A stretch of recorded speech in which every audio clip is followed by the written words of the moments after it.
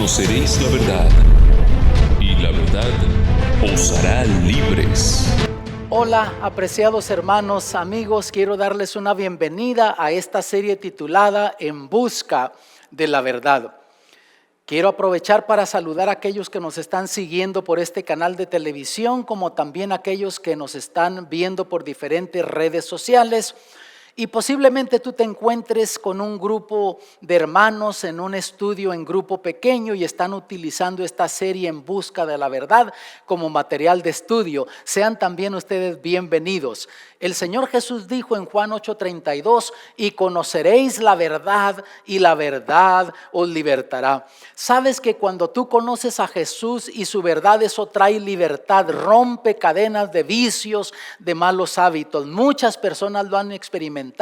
Sin Cristo han luchado, han intentado, pero vuelven a caer otra vez. Pero cuando han conocido a Jesús y su verdad, eso ha roto las cadenas que les impedía ser libres y ahora son, como dijo Jesús, verdaderamente libres, porque Él dijo, si el Hijo les libertare, serán verdaderamente libres. Vamos a estudiar en esta ocasión la verdad sobre el cielo. El Señor Jesús, aquel jueves de tarde, se encontraba con sus discípulos en el aposento alto. Estaban ya celebrando la Santa Cena. El Señor Jesús estaba ya despidiendo de los discípulos y les había profetizado cosas que sucederían enseguidita, incluso su muerte en la cruz que tomaría lugar al siguiente día cuando iría al Calvario. Les habló que resucitaría y que luego se iría al cielo. Y los discípulos estaban tristes porque sentían que se iban a separar de su maestro. Y ahí en Juan 14:1-3 les dice el Señor Jesús, no se turbe vuestro corazón. Creéis en Dios, creed también en mí. En la casa de mi Padre muchas moradas hay. De otra manera os lo hubiera dicho. Voy pues a preparar lugar para vosotros. Y si me fuere y os aparejare el lugar, vendré otra vez y os tomaré a mí mismo, para que donde yo estoy, vosotros también estéis. El Señor Jesús dijo que sí iba a ir al cielo, pero prometió que un día estaríamos nosotros también allí donde Él está. La pregunta es, ¿dónde está el cielo? ¿Dónde está ese lugar? Yo no sé si tú te has hecho esa pregunta, sobre todo en el tiempo que vivimos ahora, donde la tecnología ha hecho posible que los astrónomos, los científicos puedan ver hacia el espacio y pueden ver galaxias y millones de galaxias. ¿Dónde está ese cielo? Porque salimos nosotros de noche y apuntamos hacia arriba y decimos, mira qué hermoso cielo. Pero ¿dónde está ese lugar que Jesús fue a preparar para nosotros? Es muy buena pregunta. El apóstol Pablo, hablando en 2 de Corintios 12, versículo 2, dice lo siguiente: conozco a un hombre en Cristo que hace 14 años, si en el cuerpo no lo sé, si fuera del cuerpo no lo sé, Dios lo sabe, fue arrebatado hasta el tercer cielo. Y noten algo interesante, aquí el apóstol Pablo está hablando de él mismo, pero ahora ya había llegado a un punto de humildad en su experiencia cristiana que habla en tercera persona, ni siquiera quiere decir que era él, pero el Señor Jesús le dio una visión de ese lugar hermoso, de ese lugar que fue a preparar para nosotros. Y nota que el apóstol Pablo lo identifica como el tercer cielo, y si hay un tercer cielo, debe de haber por lo menos un primero y un segundo cielo.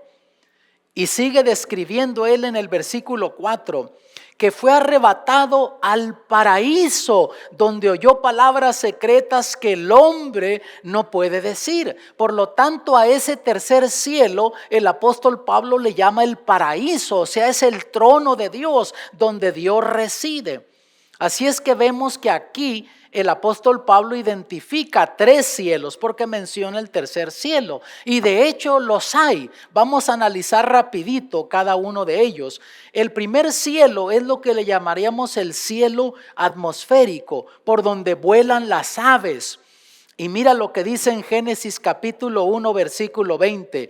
Dijo Dios, produzcan las aguas seres vivientes y aves que vuelen sobre la tierra en la abierta expansión de los cielos.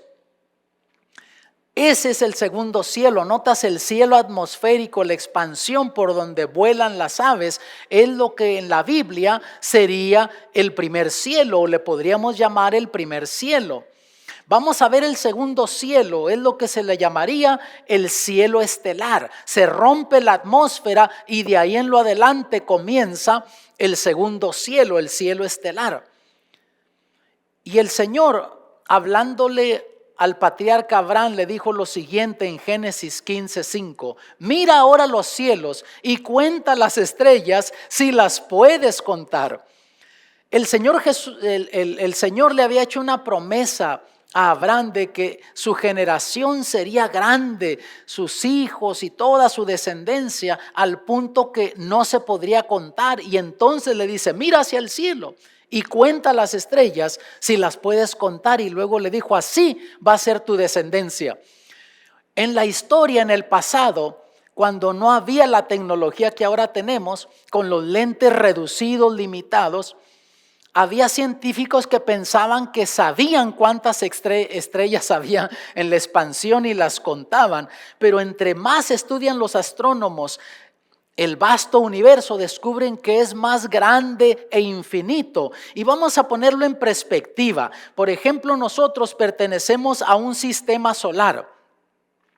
Y dentro del sistema solar hay planetas y está la luna. Por ejemplo, la luna queda a 245,000 millas aproximadamente. Y el Apolo 11, cuando fueron por primera vez a la luna, el Apolo 11 viajaba de 4,000 a 4,500 millas por hora. Para ti, para mí, esa es una velocidad supersónica, no la conocemos. Ahora han superado todavía ese tipo de velocidad para viajar en el espacio, pero con todo es una tremenda velocidad.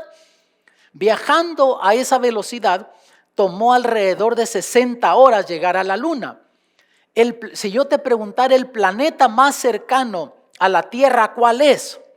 Muy posible que tú contestarías acertadamente: el planeta Marte. Y ya Marte queda a 85 millones de millas. Viajando a esa velocidad, a 4,000 a 4,500 millas por hora, viajando 24 horas por el día, luego 365 días 30 días por el mes, tomaría 8 meses aproximadamente llegar a ese primer planeta. Ahora, dentro de nuestro sistema solar, ¿cuál es el planeta más lejano a la Tierra?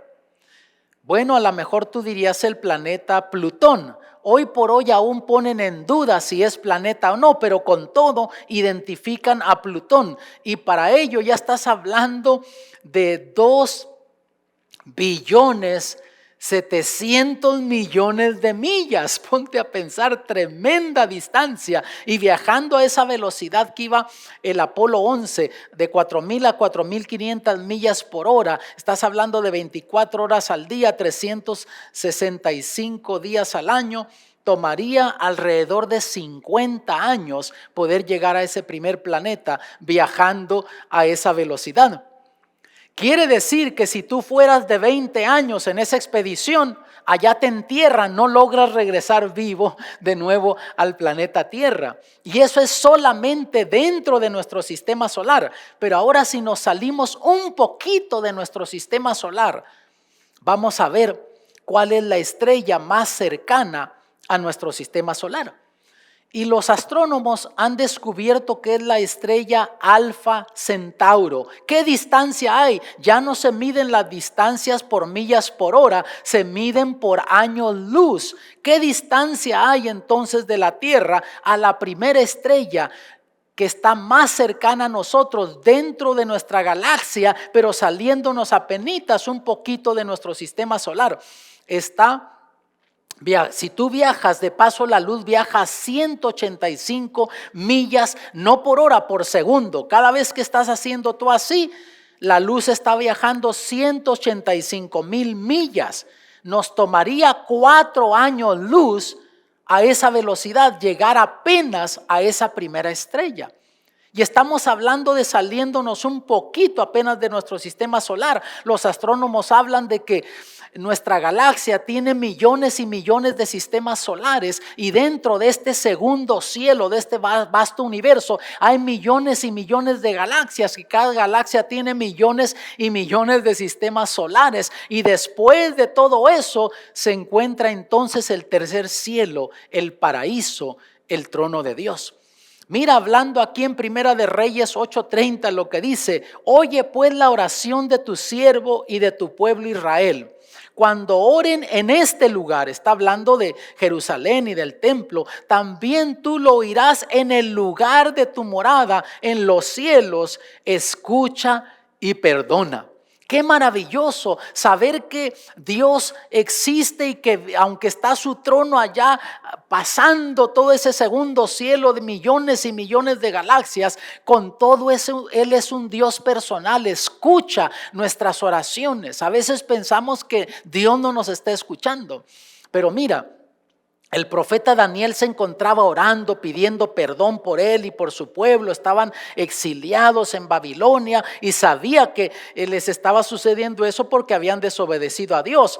Y entonces él dice: aún estaba hablando en oración, y aquel varón Gabriel, al cual había visto en visión al principio, volando con presteza, me tocó como a la hora del sacrificio de la tarde. Daniel estaba orando y todavía no terminaba su oración, y el ángel ya le estaba tocando el hombro, el ángel Gabriel. Y mira lo que le dice, versículos 22 y 23: se hízome entender y habló conmigo y dijo: Daniel, ahora he salido para hacerte entender la declaración.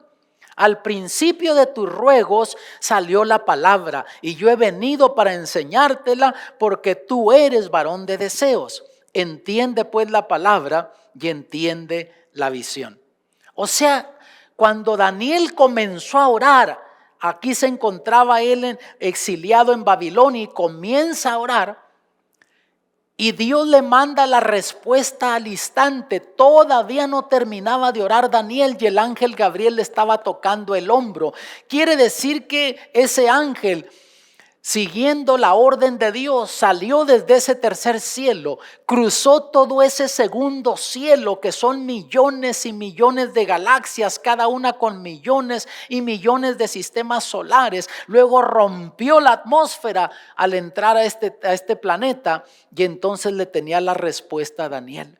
Y sabes, cuando yo leo esto me anima a mí, porque sé que Dios es un Dios real y un Dios que se interesa en mis necesidades. Y cuando yo le oro con sinceridad, cuando tú le oras en ese momento de necesidad y le estás orando de todo corazón, Dios escucha, y no solo escucha, sino que Él responde nuestras oraciones. Y aunque Él es un Dios maravilloso, glorioso, todopoderoso, es un Dios personal, te conoce a ti y conoce tus necesidades también. Ahora, ¿cómo es el cielo? ¿Cómo es ese hermoso lugar? Mira, en 1 Corintios 2:9 dice el apóstol Pablo: antes, como está escrito, cosa que ojo no vio, ni oreja oyó, ni han subido en corazón de hombre, son las que ha Dios preparado para aquellos que le aman.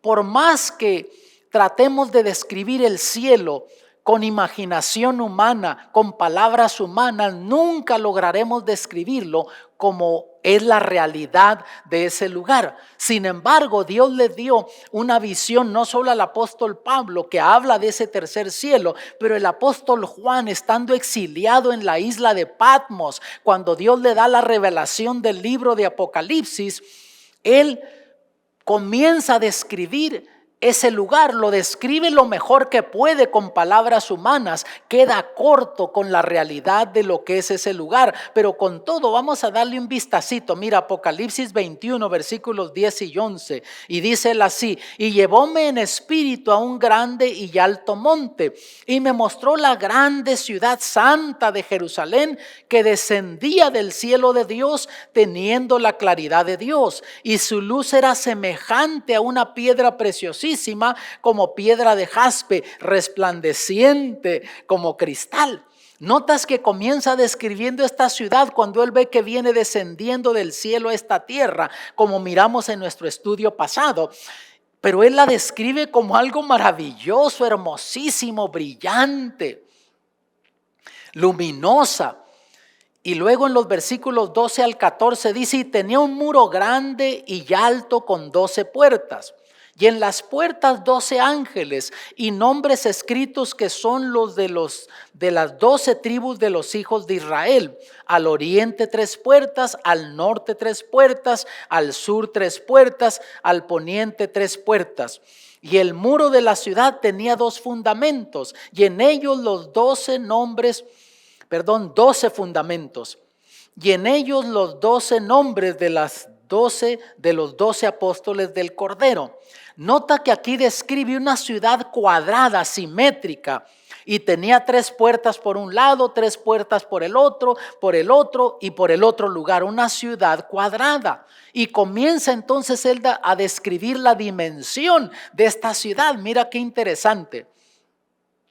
Versículos 15 al 17.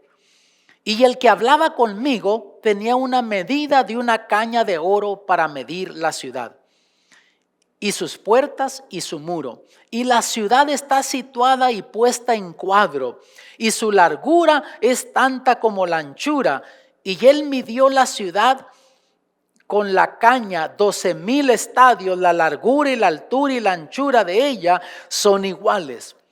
Nota, no te dejes espantar por estas dimensiones o estas medidas. Si lo ponemos en medidas que tú y yo utilizamos, es aproximadamente 375 millas para un lado, 375 millas para el otro y así. O sea, una ciudad de 1,500 millas a la cuadrada. Eso sería cerca de unos 2,400 kilómetros a lo cuadrado. O sea, es una ciudad exagerada de grande, algo que nuestra mente no logra imaginarse, y más que eso todavía.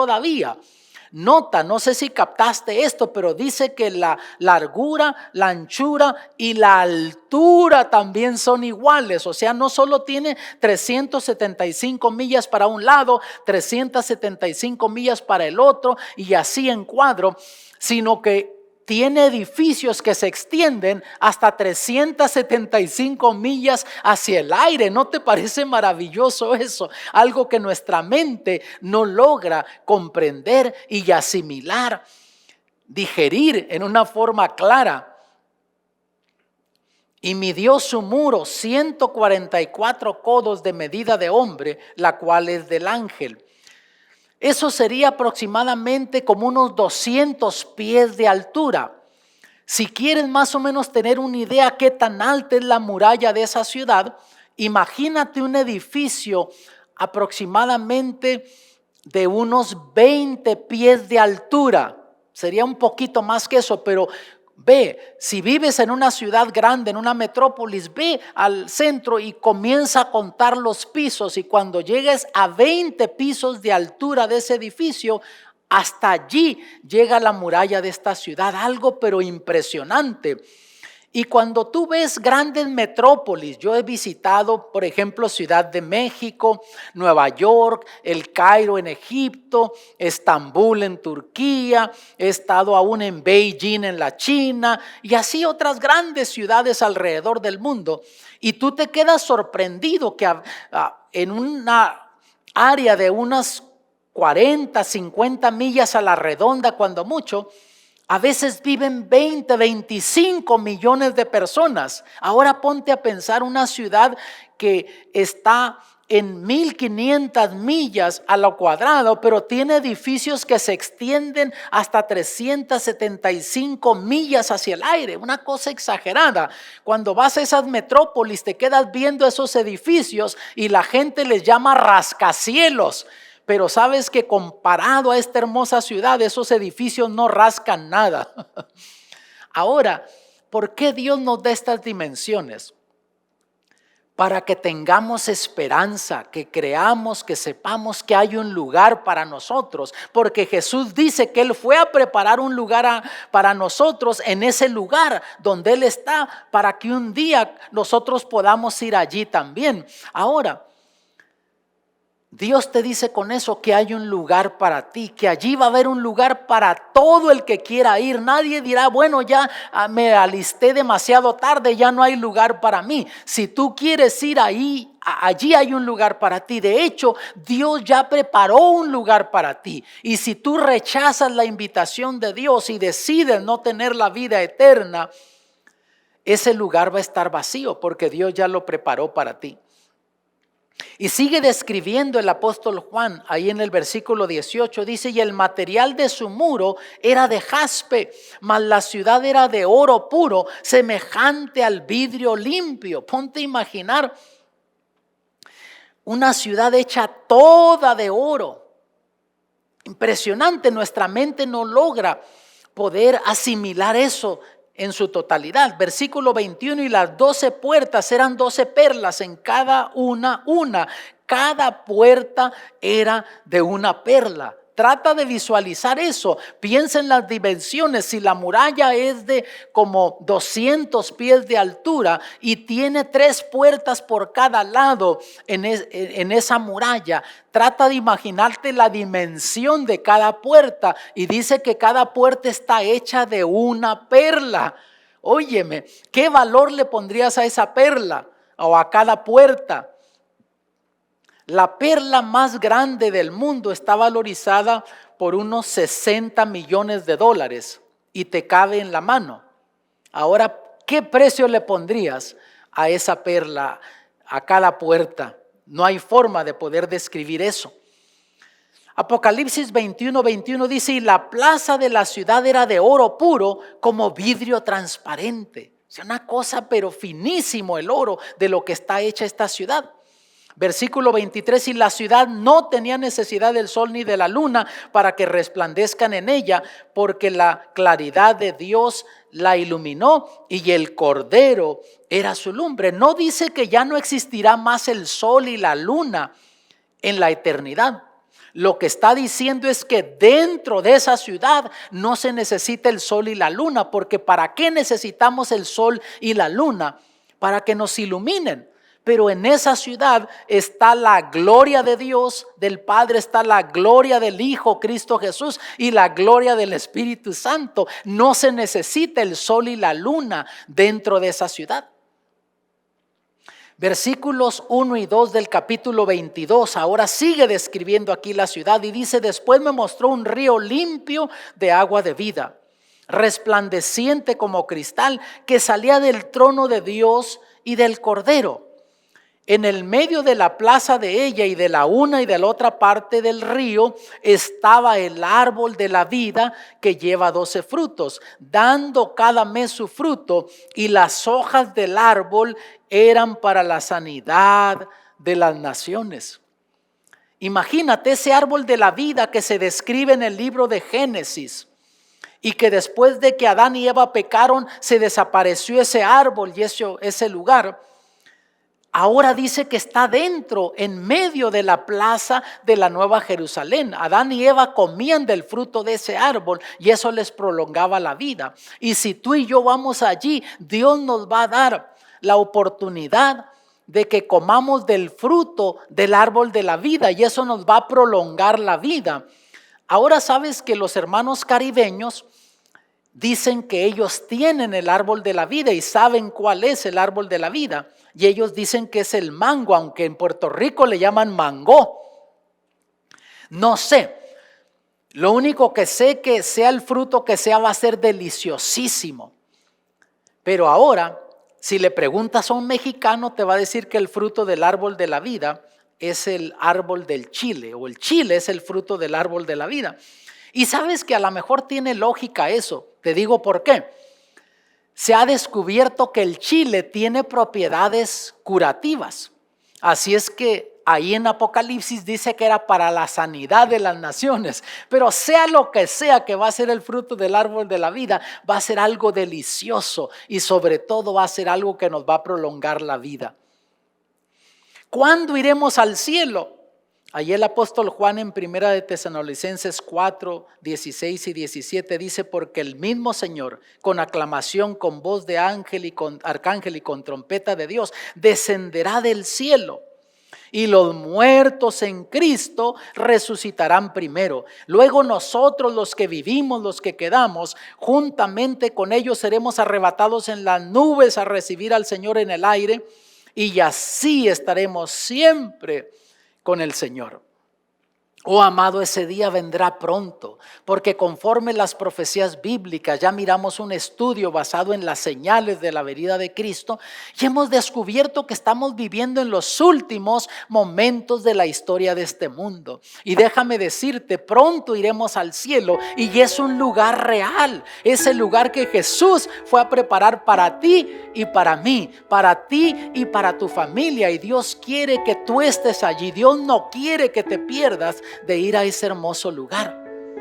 Nuestra única esperanza es aceptar a Jesús como Salvador personal.